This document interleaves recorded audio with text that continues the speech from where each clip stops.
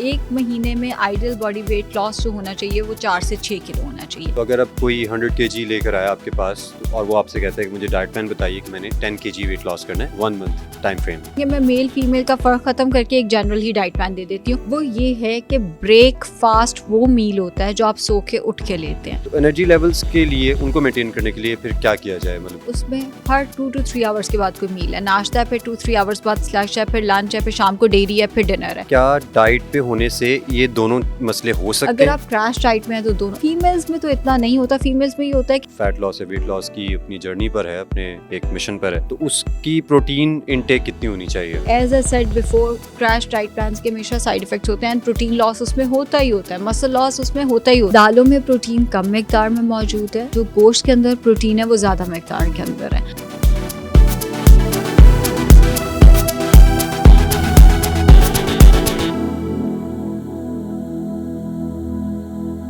अस्सलाम वालेकुम viewers, जीएनएड health show में एक नए एपिसोड में, एक फ्रेश एपिसोड में आपको खुशामदीद कहता हूं। मैं हूं तनसीर जैदी और आज मेरे साथ मौजूद हैं, किसी तारुफ की मोहताज नहीं है, आयशा नासिर जी। आयशा जी, आपको भी खुशामदीद कहते हैं। बहुत शुक्रिया। आयशा, आज का टॉपिक ये तो ऐसा टॉपिक है जो लोगों को वाक़तन सुनने में मज़ा भी आएगा और लोग इसमें दिलचस्पी इसलिए लेंगे क्योंकि ये इस वक्त ज़्यादातर हमारी जो यूथ है उसमें ये एक इशू बना हुआ है। बल्कि यूथ के अलावा अगर हम जो ज़रा अबव 50 लोग हैं उनमें भी इशू है। मैं बात कर रहा हूँ वेट लॉस की, और जब वेट लॉस उसमें भी स्पेसिफिकली एक सर्टन परसेंटेज ऑफ वेट की बात कर रहा हूँ या फिगर की बात कर रहा हूँ।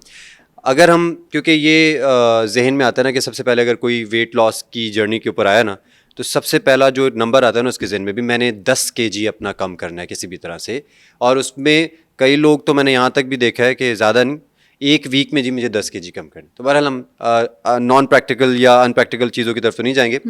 तो हम बात करते हैं एक महीने की। हम आज डिस्कस करेंगे एक महीने का टाइम फ्रेम, उसमें क्या क्या पॉसिबिलिटीज़ हैं डाइट के ज़रिए, वर्कआउट के ज़रिए, जो भी उसके हमारे पास पॉसिबिलिटी है, जो भी हमारे पास रेंज है। तो मुझे बताएं कि सबसे पहला मेरा क्वेश्चन आपसे ये है कि एक महीने में 10 kg वेट ख़त्म करना पॉसिबल है? यस। अच्छा, ठीक है। अब ये तो बात पहले होगी वाज़े कि पॉसिबल है।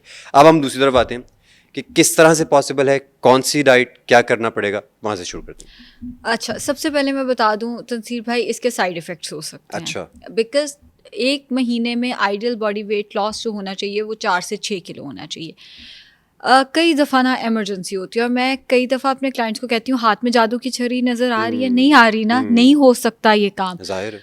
जब शादी होती है ना, हमने ड्रेसेस के लिए पहले अपना वो दे दिया होता है, मेजरमेंट्स पहले दे दी होती हैं कि अब तो हमने मेजरमेंट्स दे दी, अब तो हम वेट लॉस करेंगे, और फिर करते नहीं हैं। फिर जब एक महीना रह जाता है तो हम भागते हुए आते हैं कि प्लीज़ मेरा लाखों का जोड़ा है, प्लीज़ कुछ कर दें, प्लीज़ कुछ कर दें। तो उन केसेस में जो मजबूरी होती है उसमें, या किसी का कोई इवेंट आ रहा होता है, ज़ाहिर है ब्राइड तो हर एक ने एक ही दफ़ा बनना, अल्लाह करे हर कोई एक ही दफ़ा दुल्हन बने, लेकिन वो वाली चीज़ होती है ना कि एक इवेंट है और ये सबसे इम्पॉर्टेंट इवेंट है, उसमें किसी तरह करा दें। एक वो फैक्टर आ जाता है, दूसरा कोई बीमारी होती है। जैसे मैंने आपको पहले एक दफ़ा वाक़या सुनाया हुआ था कि मेरी एक पेशेंट थी जिसने किडनी डोनेट करनी थी, एक वो आई जिसने किडनी लेनी थी। तो दोनों केसेस में एक को तो प्रोटीन भी नहीं दिया जा सकता था जिसकी किडनी का मसला था, उस केस में भी हमने वेट लॉस अग्रेसिव कराया था। अच्छा। तीसरा होता है कि बच्चों का कोई टेस्ट आ रहा होता है, जैसे मैं नाम किसी उसका नहीं लूंगी, मगर कई हमारी गवर्नमेंट बॉडीज ही ऐसी हैं जो एक कहती हैं कि इतना वेट होना चाहिए इंसान का। अब हर एक का करियर सबसे इंपॉर्टेंट होता है, और उस जमाने को अगर आप याद करें ना, जब आपका करियर जो है वो ओ लेवल्स ए लेवल्स के बाद एक स्टेज पे होता है, इंसान का दिल करता है यार बस कुछ करके बाकी देख लेंगे हम। जाहिर। तो उस केस में भी जब टारगेट दिया जाता है, आप इतना वेट लॉस करोगे तो आप फलां जॉब आपको मिल सकती है, फलां इंस्पेक्टर की जॉब या फलां डेजिग्नेशन आपको मिल सकता है, लेकिन पहली चीज ये है कि आपका वेट इतना होना चाहिए। या इवन एयर होस्टेस की जो जॉब है उसमें भी ये चीज बहुत ज्यादा मैटर करती है। और ये सारा कुछ अगर आपने एक दफा जाया कर दिया, पूरा साल इंसान का वेस्ट हो जाता है। उन केसेस में हम 10 kg वेट लॉस, इवन उससे ऊपर भी लेके जाते हैं पेशेंट को।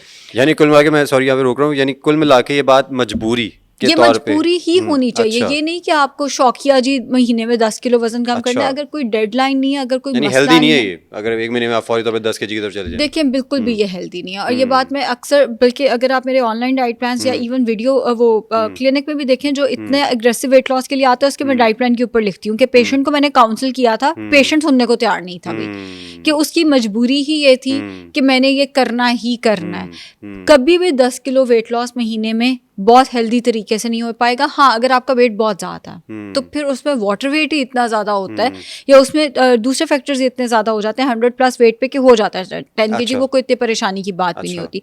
लेकिन अगर लेट से आपका वेट है 50 kg, अब आप आ जाते हैं जी मैंने महीने में, ये भी मेरे पास केस आता है एक्चुअली, ये मुश्किल होता है। और ये मैंने पेशेंट की वही बात डाइट प्लान के ऊपर भी लिखा था और सारा कुछ की मुश्किल भी होता है, इसके इंतहाई साइड इफेक्ट्स होते हैं। 50 kg को भी कम करना था। 50 kg को भी ये वो लगता है जो लग जाए कि भाई हम कहते हैं 2 किलो और कम हो जाए ना तो 48 पे कहते हैं 2 किलो और कम हो जाए 46।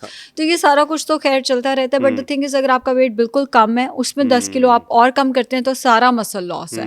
आपकी हड्डियां भी कमजोर होंगी, आपकी इम्यूनिटी भी कॉम्प्रोमाइज होगी, आपकी सेहत भी खराब होगी। बट अगर आपका वेट 100+ है तो उसमें 10 kg वेट लॉस करना एक तो मुमकिन है, बहुत आसान है। दूसरा उसमें वाटर वेट ही इतना होता है कि 10 kg आसानी से कम किया जा सकता है। अच्छा, आपके पास कोई पेशेंट, जैसे आपने कहा कि आते भी रहते हैं इस तरह से, क्लाइंट्स आते हैं, पेशेंट्स आते हैं, तो अगर अब कोई 100 kg लेकर आया आपके पास तो, और वो आपसे कहता है कि मुझे डाइट प्लान बताइए कि मैंने 10 kg वेट लॉस करना है 1 मंथ टाइम फ्रेम में, क्या डाइट प्लान होगा?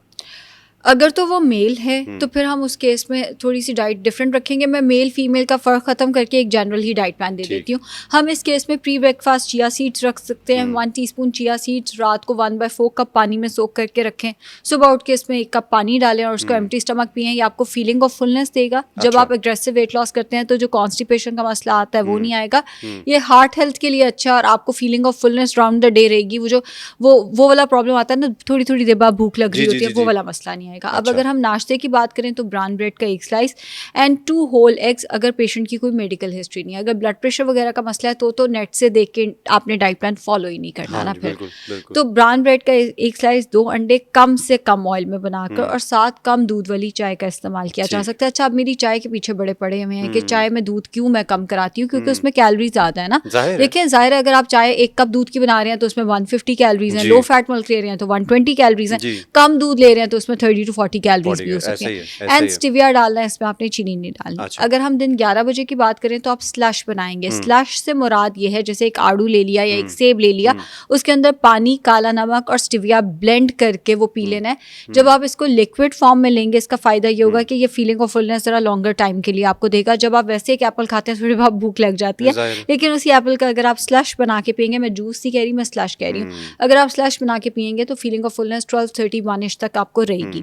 अगर हम लंच की बात करें तो लंच में मैं रोटी इसलिए रख रही हूँ कि वो इजी टू डाइजेस्ट होगी, रात तक आप उसको बर्न कर सकते हैं। लंच होना चाहिए जी रॉ वेजिटेबल सैलेड, आप जितना मर्जी लें, साथ आधी से 1 रोटी। अब अगर मेल है तो वो 1 रोटी ले ले, फीमेल है तो वो हाफ चपाती ले ले, और साथ में 10 से 12 खाने के चम्मच चावल कम ऑयल में बने हुए, चाहे वो बिरयानी पुलाव के चावल हैं, चाहे वो उबले हुए चावल हैं।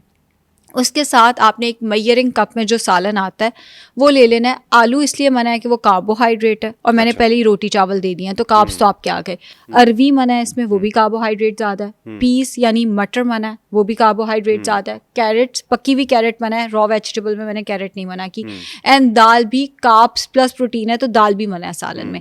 तो सालन में आप चिकन, मटन, बीफ खा सकते हैं। बाकी जितनी वेजिटेबल जैसे भिंडी है या तोरी है, कम ऑयल में बनाकर वो आप इस्तेमाल कर सकते हैं। आप दोनों का कॉम्बिनेशन भी, जैसे भिंडी गोश्त ले लिया, भिंडी चिकन ले लिया, ये भी इस्तेमाल कर सकते हैं।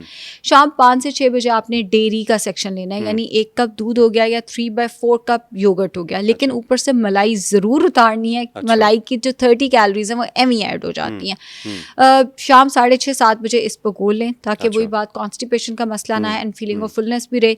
1 से 2 खाने का चम्मच इस पर घोल पानी में घोल के 1 गिलास में वो पीना है। ऊपर से दूसरा गिलास पानी का ज़रूर पीना है ताकि वो पेट में जाके फूल जाए। फिर रात के खाने की अगर हम बात करें, चूंकि हम ये शो गर्मियों में रिकॉर्ड कर रहे हैं तो मैं ज़रा गर्मियों वाले ऑप्शंस दे देती हूँ। चना चाट बहुत अच्छी ऑप्शन है, कच्ची सब्जियों का सलाद, उसमें 1 मेजरिंग कप में जो उबले हुए काले चने या सफ़ेद चने आते हैं वो डाल के खा लें। अगर आपको गैस्ट्रिक इशू रहता है तो आप चना चाट नहीं ले सकते, उस केस में आप ये कर सकते हैं कि स्टीम वेजिटेबल्स ले ली, साथ में 200 to 250 ग्राम्स तक ग्रिल्ड चिकन या फिश या बारबेक्यू या टिक्का या वाइट मीट ले लिया। ये भी नहीं लेना तो आप 150 ग्राम्स तक रेड मीट ले सकते हैं, लेकिन ग्रिल करना है उसको, बहुत ज़्यादा ऑयल में आपने नहीं पकाना। थोड़ी बहुत फिजिकल एक्टिविटी ज़रूरी है। आप पूरा दिन एक कुर्सी पे बैठ के आप 10 किलो नहीं कम करेंगे, तो 30 to 40 मिनट्स ब्रिस्क वॉक, अगर आप जिम कर सकते हैं तो जाहिर बात है बेहतर ऑप्शन है। वाटर इनटेक अपना अच्छा रखें, उसकी वजह ये होती है जब इंसान पानी पीता रहता है ना तो उसको उल्टी सीधी जो क्रेविंग्स होती हैं वो ज़रा कम होती हैं। कि जैसे बैठे बैठे अब मैं इधर बैठी हूँ, मुझे बैठे बैठे यार चाय और ला दो, उसकी बेहतर है, उससे बेहतर है मैं पानी की बॉटल जो है वो थोड़ा सा पी लूँ। बोरियत में जो हम खाते हैं वो पानी उसको थोड़ा सा कम कर देता है चीज़ों को। तो वाटर इनटेक आपने अपना अच्छा रखना है। आप जितनी मर्जी डाइट कर लें, अगर आपके खाने में ऑयल ज़्यादा ना, आप कभी भी वेट लॉस नहीं कर सकेंगे। तो जो आपको मैंने सालन दी है लंच में, या जो मैंने आपको अंडे बनाने को दिए हैं, वो आपने कम से कम ऑयल में, ऑलिव ऑयल अच्छा है 1 टीस्पून मैक्स 2 टीस्पून पर मील इस्तेमाल करना है, इससे ज़्यादा। ठीक है। अच्छा आयशा, ये जो आपने पूरा एक डाइट प्लान बताया, व्यूअर्स आपने सुना होगा, जो नॉर्मल रूटीन फॉलो करते हैं उनके लिए तो ये ईजी है इसको लेके चलना, लेकिन आप खुद भी इंटरनेशनल क्लाइंट्स भी डील करती हैं, कई बार होता है यूएस की टाइमिंग्स हैं, किसी और स्टेट की है, किसी और कंट्री की है, तो वहाँ पर आपको पाकिस्तान में रात होती है और वहाँ पे इस तरह से मैनेज करना होता है। तो जिनके लिए ये रिवर्स साइकिल चल रही है उनके लिए भी इस प्लान को वो कैसे करेंगे इसको? अच्छा, इसको एक चीज़ समझनी है हमने, वो ये है कि ब्रेकफास्ट वो मील होता है जो आप सो के उठ के लेते हैं। अगर आप रात 7 बजे उठते हैं, मतलब आपकी बाहर की टाइमिंग्स है, जैसे यहाँ पे कॉल सेंटर्स इतने हैं कि बाहर के उस हिसाब से, तो आपने 6-7 बजे अपना ब्रेकफास्ट करना है, और डिनर वो मील है जो आपने खा के 3 घंटे बाद सो जाना है। हम क्या करते हैं, मैंने ये अपने क्लाइंट्स में देखा है कि वो सुबह जब घर आते हैं कॉल सेंटर से या अपने हॉस्पिटल से या किसी भी काम से, वो आके नाश्ता करके सो जाते हैं। भाई वो नाश्ता नहीं है, वो डिनर है। एक तो ये कि वो 3 आवर्स पहले हो जाना चाहिए था, खाना खाते साथ ही तो नहीं सो जाना आपने, एसिडिटी और डाइजेशन की प्रॉब्लम शुरू होंगे, वो आपका उधर वर्क प्लेस पे 3 आवर्स पहले हो जाना चाहिए था, और वो डिनर होगा आपका। हाँ, अगर उस टाइम पे, जैसे अब हमारे यहाँ एक और मसला है कि 9 बजे के बाद गैस ही नहीं आ रही होती, तो उस टाइम पे अगर आपका कोई इस तरह का मसला, आप ये कर सकते हैं कि घर से 2 कबाब नॉन स्टिक पैन में कम ऑयल में बनाकर साथ ब्रेड का एक स्लाइस ले गए, ये आपका फिर डिनर होगा। या कोई दाल बना के वो चम्मच से आपने खा ली, ये डिनर सोने से, चाहे आप सुबह 9 बजे सोते हैं, सुबह 6 बजे सोते हैं, फजर के टाइम सोते हैं, ये सोने से 3 आवर्स पहले आपने अपना मील ले लेना है। अपनी इस क्लॉक को सेट करें, सो के उठ के जो खाएंगे, चाहे वो रात के 10 बजे है, चाहे वो शाम के 4 बजे है, वो आपका ब्रेकफास्ट है। सोने से पहले जो आप खाएंगे वो डिनर है, बीच में जो मील आएगा वो आपका लंच है, और इसके साथ ही आप अपने स्नैक्स भी एडजस्ट कर लेने। ठीक है, स्नैक्स भी एडजस्ट करने। अच्छा मुझे बताएं, वो आपने वो यूज़ किया था कि एप्पल का स्लश कह रही हूँ, जूस नहीं, तो स्लश और वो जूस में कैसे आप उसको अच्छा, जो स्लश है उसमें आपने फ्रूट को पानी के साथ ब्लेंड कर देना है, ग्राइंडर में डाल के, जिसमें हम मिल्क शेक बनाते हैं। अच्छा। उसमें फ्रूट डाला छोटा छोटा काट के, बेशक आप थोड़े बड़े चंक्स भी उसके ले लें, उसके अंदर आपने स्टीविया डाली, काला नमक डाला, पानी डाल के उसको ब्लेंड कर दिया। इट डिपेंड्स आप कितना पानी डालते हैं, 1 गिलास 2 गिलास, आपका वो उतना स्लश तैयार हो जाएगा। जो जूस है वो हम जूसर एक पर्टिकुलर मशीन है, मैं समझ रहा हूँ, और फाइबर पीछे रह जाता है और वो सारा एग्जैक्टली उसमें 5 से 6 एप्पल डालेंगे तो 1 गिलास बनेगा। और फिर सोचें 5 से 6 एप्पल की शुगर जो है वो आप निचोड़ के पी रहे हैं। इस केस में मैंने आपको बोला है एक फ्रूट, डायरेक्ट उसको आपने, जो है समझ गया, कैलोरीज तो उस फ्रूट से आ रही हैं, पानी, बर्फ, आइस, नमक, इन सब में या स्टीविया में तो कोई कैलोरीज नहीं है। तो एक फ्रूट, अगर हम एक एप्पल की बात करते हैं, 52 से मैक्स 60 तक उसमें कैलोरीज होती हैं। अगर हम बात करते हैं जूस की तो 300 कैलोरीज तक उस एक ग्लास में आ सकती हैं। सो ये फर्क है जूस है। अच्छा, मैंने अभी आपने जो पूरा एक डाइट प्लान बताया उसमें मैं जहाँ तक ऑब्जर्व किया, उसमें ज़्यादातर फीलिंग ऑफ फुलनेस के ऊपर हम रह रहे थे, डिपेंड कर रहे थे कि हम अपनी बॉडी को, अपने ब्रेन को मैसेज दें कि हमारा पेट फुल है। ऐसे ही। लेकिन इसके रहते हुए फिर एनर्जी लेवल्स भी हमने सस्टेन करने होते हैं, मेंटेन करने होते हैं। तो एनर्जी लेवल्स के लिए, उनको मेंटेन करने के लिए फिर क्या किया जाए? मतलब अच्छा, वैसे तो इस जो मैंने आपको डाइट प्लान दिया है उसमें हर 2 to 3 आवर्स के बाद कोई मील है, नाश्ता है, फिर 2-3 आवर्स बाद स्लैश है, फिर लंच है, फिर शाम को डेयरी है, फिर डिनर है। लेकिन फिर भी अगर आपको आपका एनर्जी लेवल लो होता है तो भुने हुए चने बहुत अच्छी ऑप्शन है। एक मेजरिंग कप में जो आते हैं वो अपने पास रख लें, एक एक दाना करके खाना है, मुट्ठियां भर भर के 2 मिनट में खत्म नहीं करते हैं उसके। दूसरा खजूरें, 2 से 3 खजूरें। अच्छा, खजूरों से पेशेंट बड़ा डरते हैं क्योंकि तो बड़ा मीठा है, इससे तो वेट गेन हो जाएगा, नहीं होता आपका। 2 से 3 खजूरें अपने पास रखें, जिप लॉक में आपके बैग में होनी चाहिए। दिन में आपको जब लगे कि आपका एनर्जी लेवल हो रहा है, आपने वो खजूरें खा लेनी है। फिर भी अगर आपको लगता है कि आपका एनर्जी लेवल जो है वो लो हो रहा है तो आप फ्रूट उसमें ऐड कर लें। जैसे एक मेजरिंग कप पे जो वाटरमेलन आता है वो आप दिन में किसी भी टाइम जब आपको लगे एनर्जी लेवल लो हो रहा है उस टाइम पे खा लें। अच्छा आयशा, लड़के और लड़कियों के डाइट से रेलेवेंट ना बड़े कंसर्न्स होते हैं। लड़कों में मिसाल के तौर पर वो ये कहते हैं कि अगर हम फैट लॉस जर्नी कर रहे हैं, वेट लॉस कर रहे हैं और उसमें किसी स्पेसिफिक डाइट प्लान को फॉलो कर रहे हैं तो उसमें लेट्स से जो टेस्टोस्टेरोन लेवल है वो रिड्यूस हो जाता है। फीमेल में वो कंप्लेन करती है कि हार्मोनल इम्बैलेंस का हमें शिकायत होते हैं, मसले होते हैं। तो इन चीज़ों को कैसे, इसमें हकीकत क्या और फिर इसको कैसे ठीक किया जा सकता है? इसमें ये है कि अगर कोई इस तरह की कंप्लेन आ रही है पहले तो टेस्ट कराया जाए। अच्छा। अगेन टेस्ट से पहले आप कुछ भी पेशेंट को रिकमेंड नहीं कर सकते। फिर इस केस में हम क्रैश डाइट प्लान पे लेके ही नहीं जा सकते। अच्छा। कि अगर पेशेंट इस तरह की कोई कंप्लेन ले रहा है, जैसे अगर कोई लड़का आया हमारे पास, उसकी एज है 24 और हमें लग रहा है उसकी दाढ़ी सही नहीं आई हुई, अच्छा। इट मीन्स कि कहीं ना कहीं प्रॉब्लम चल रही है, ऑलरेडी चल रही है। अच्छा।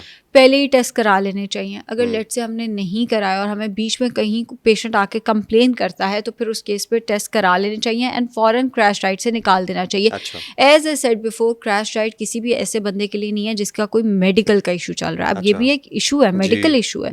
इस केस में तो हम क्रैश डाइट रिकमेंड ही नहीं करेंगे। अगर कर दी तो फॉरन पेशेंट को क्रैश डाइट से उतार देना चाहिए। क्वेश्चन ये था कि क्या डाइट पे होने से ये दोनों मसले हो सकते हैं? अगर आप क्रैश डाइट में है तो दोनों। फीमेल्स में तो इतना नहीं होता। फीमेल्स में ये होता है कि अगर आप क्रैश डाइट में आपका आयरन लेवल लो हो जाता है, जिसकी वजह से फिर पीरियड्स नहीं आते। उसमें one of the factors periods ना आने का ये भी होता है कि पेशेंट का HP, आयरन एंड फेरिटिन ही बहुत लो हुआ होता है और पेशेंट को लग रहा होता है हार्मोनल इम्बैलेंस हो गया। जो मेल है उस केस में डेफिनेटली ये कंप्लेन आ सकती है, डेफिनेटली आ सकती है। अश्वगंधा इस्तेमाल कराया जा सकता है एज एन हर्ब।